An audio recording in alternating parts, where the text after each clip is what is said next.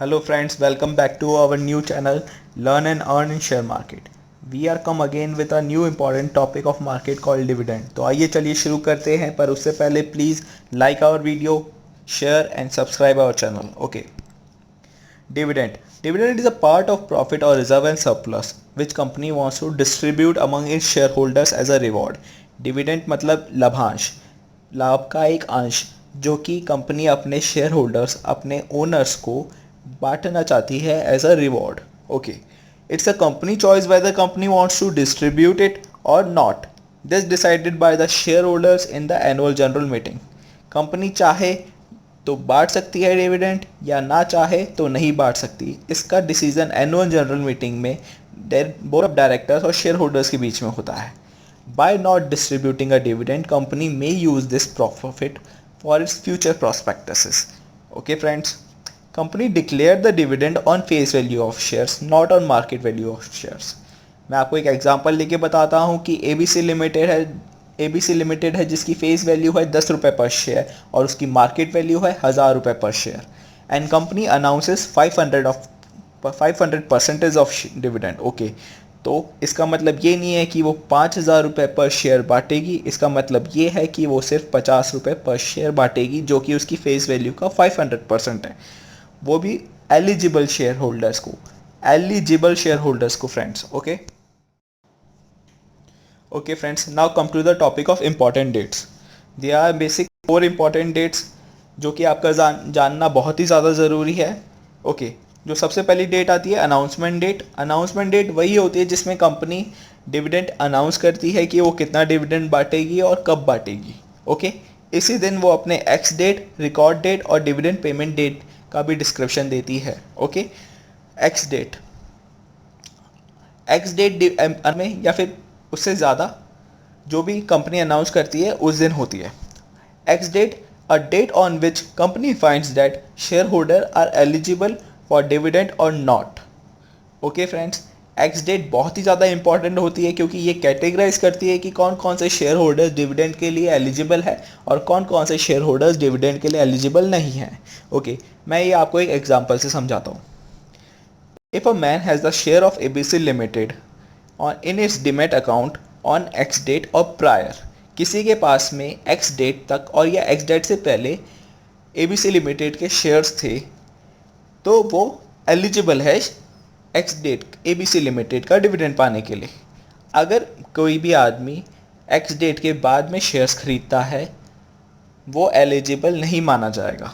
Okay friends, record. So friends, now come to record date.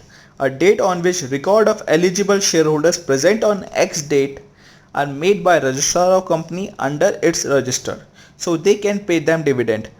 ROC SEBI के under regulate है और ये एक रिकॉर्ड बनाती है कि कौन कौन एक्स डेट के दिन प्रेजेंट था और नहीं था. ओके फ्रेंड्स, ये एलिजिबल शेयर होल्डर्स को डिफाइन करती है और उनको डिविडेंड पे करने में हेल्प करती है.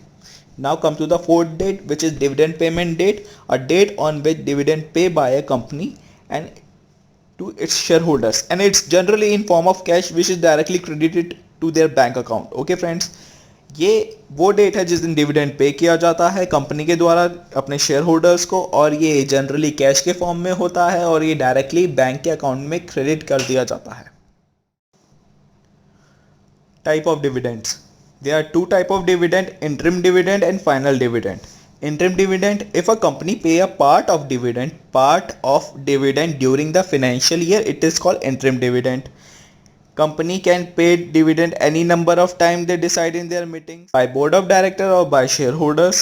Okay, मैं आपको एक एग्जांपल लेके समझाता हूँ कि अगर किसी कंपनी ने सोचा है कि हम इस साल 500% डिविडेंड बांटेंगे और बीच में ही वो 500% में से भी 250% बांट देते हैं during the financial year, then those 250% of dividend is called interim dividend.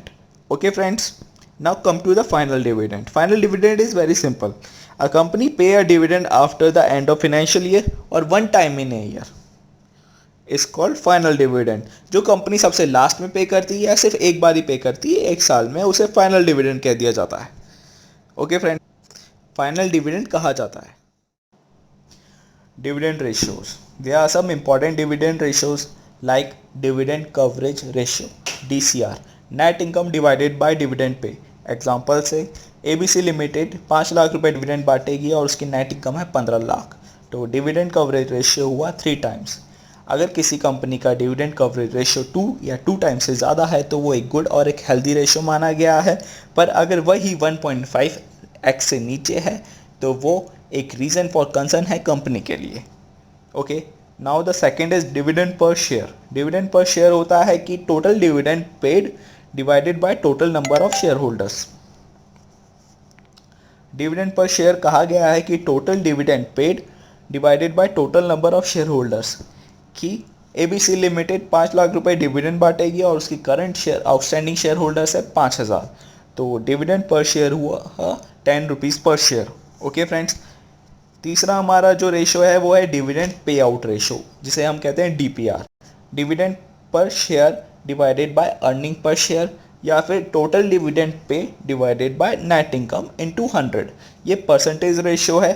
आपको एग्जांपल से समझाते हैं कि ABC लिमिटेड 5 लाख रुपए डिविडेंड बांटेगी और उसकी नेट इनकम 15 लाख रुपए है, या फिर उसका डिविडेंड पर शेयर 10 रुपये है और उसकी अर्निंग पर शेयर 30 रुपये है, तो DPR would be 33.33%।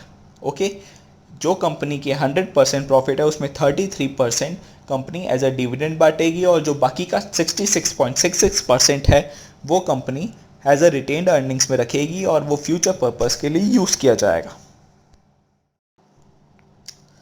Some important points to dividend. सभी के मन में सवाल होता है कि मेरे पास में एक्स डेट पे भी शेयर्स थे, रिकॉर्ड डेट पे भी शेयर्स थे, पर अब मैंने शेयर्स बेच दिए और डिविडेंड पेमेंट डेट अभी तक आई नहीं है, तो क्या मुझे शेयर्स पे डिविडेंड मिलेगा या नहीं? तो हाँ, आपको डिविडेंड मिलेगा क्योंकि आपने एलिजिबल शेयर होल्डर्स का क्राइटेरिया पूरा किया है। बट ये स्ट्रिपिंग ऑफ डिविडेंड कहा जाता है और सेबी इसे इलीगल मानता है। पॉइंट, डिविडेंड कैन बी पे इन अ कैश और in kind. It is totally on company's choice. Company can give in kind like shares or any other thing whose value can be determined in money. जो money की terms में define होता हो वो company as a dividend दे सकती है। Okay. Third point is company has the right to call back the payment of dividend they paid to shareholders in a catastrophic condition. Company के पास में right होता है कि कैटास्ट्रॉफिक कंडीशंस में जो उन्होंने शेयर होल्डर्स को डिविडेंड का पेमेंट किया है, जो उनके बैंक अकाउंट तक में क्रेडिट हो गया है, वो भी उसे वापस मंगा सकती है। But in a catastrophic conditions are like natural calamities. Fourth point is company through shareholders consent can also decrease the rate of dividend they announce, but they cannot enhance it. Company चाहे तो अपने dividend का percentage वो decline कर सकती है share holders और board of directors के कंसेंट पे, पर वो कभी इसे इन्हेंस नहीं कर सकते। जो एक बार डिसाइड हो गया इन्हेंसमेंट के लिए वो हो गया, उसके बाद में इन्हेंसमेंट नहीं हो सकता, पर डिक्लाइन ज़रूर हो सकता है। ओके फ्रेंड्स, तो यही था डिविडेंड के बारे में। अगर आपको इसके अलावा भी कोई और जानकारी हो डिविडेंड के बारे में तो प्लीज़ हमें कमेंट कीजिए ताकि हम इसे और आगे बढ़ाएं। और please thank you for watch this video. Now please like our video and subscribe our channel, share also and comment for more videos. Thank you friends.